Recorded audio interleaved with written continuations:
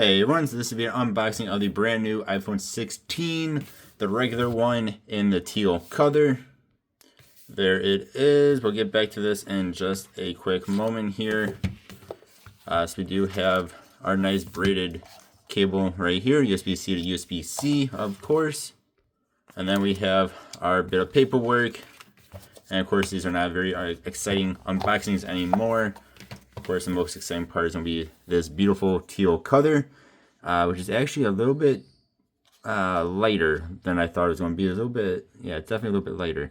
But man, is that a nice color. I wish they would put these into the pros. Let's go ahead and take a quick look around here. So now have the camera button. Then we have our power button there. We have the action button and our volume button. And of course you have your speaker and then your USB Type-C. And then now they have the camera layout going that way instead of kind of sideways or crooked. So here is my 13 mini going that way. The new one's going up and down.